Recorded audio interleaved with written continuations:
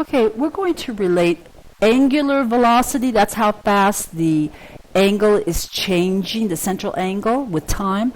We're going to compare that to, or relate that to angular velocity. That's how fast a particular point is moving on the edge of the circle in a linear fashion.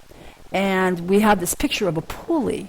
It has a small pulley on the left. It has a small circle on the left and a larger circle on the right. And it has a belt connecting both of those. The smaller circle has a point B on it. The larger circle has a point C on it. And the belt itself has a point A in between. The radius of the smaller circle, little r, is equal to 3 inches. The radius of the larger circle, capital R, is equal to 5 inches. Now we're going to see that the point B, we're given that the point B, that's the point on the belt that's going around the smaller gear at the moment, it is rotating at 1,000 revolutions per minute. They ask us to find part A, the linear velocity v in feet per minute of point B, the point B on the belt. And part B, they ask us to find the angular velocity omega measured in invisible radians per minute of the point C that's right now on the belt on the larger gear. Okay, so let's do this part A. For linear velocity, that's part A, we have our circle with radius 3 inches, a smaller gear, and we know it covers 2 pi times r per revolution. And the radius here is 3 inches, so it covers 2 pi times 3 inches per revolution, 6 pi inches per revolution. Thus, we have... Now, this is an analysis that you do not need to go through if you just remember the trick I just gave you in the last video, which said when you're given time units, revolutions per time unit, and you're asked to change it into linear velocity v, you multiply the given revolutions per time unit by 2 times pi times the radius of the circle divided by revolutions. And that's exactly what we're doing here. We're given v equals, we know that the v, the linear velocity, is the original 1,000 revolutions per minute, is equal to itself, 1,000 revolutions per minute, times the conversion factor, 6 pi inches per 1 revolution. Now, once again, where did that come from? That 6 pi? That's 2 times pi times the actual radius, which is 11 inches, divided by 1 revolution. The revolutions cancel, and we have 1 foot.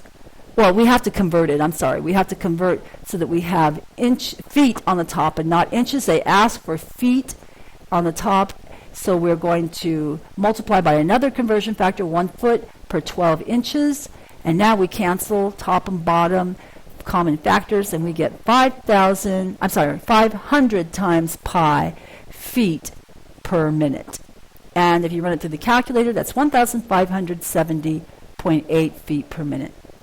So this happens to be the answer for the linear velocity, not just for point B, but for every point on that belt. Point A, point B, point C, all of them have the same linear velocity.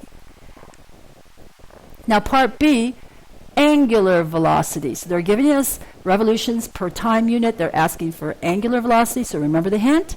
We're just going to multiply by 2 pi over revolutions, because it's 2 pi times the radius 1. We always use radius 1 for angular velocity.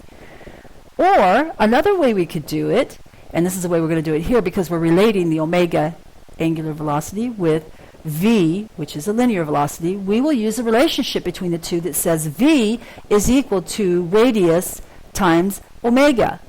Okay, so linear velocity equals radius times the angular velocity. And we can solve that equation for omega by dividing both sides by r, and we get omega equals v over r. And we know that r is actually capital R in this case because it's a larger gear. Capital R is equal to 5 inches.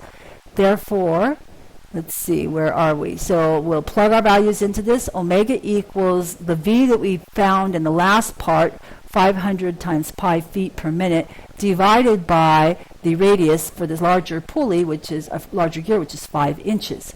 So at this point we have 500 times pi feet on the top and minutes on the bottom, but they want us to answer the question in radians per minute. So we are going to get rid of the feet by first doing, let's see, we're going to convert the inches. Well, we're just going to simplify by multiplying by 12 inches per feet. So you'll see the inches are going to cancel on the top and the bottom, and the feet are going to cancel on the top and the bottom. And our final answer is 500 times 12 times pi over 5 minutes. 5 minutes. And those minutes came from the fact that we had 500 pi feet per minute in the numerator. And that's equal, when we simplify, to 1200 times pi per minute. Those are radians per minute, which through the calculator will give you 3,769.91 minutes per minute. Minutes are in the denominator.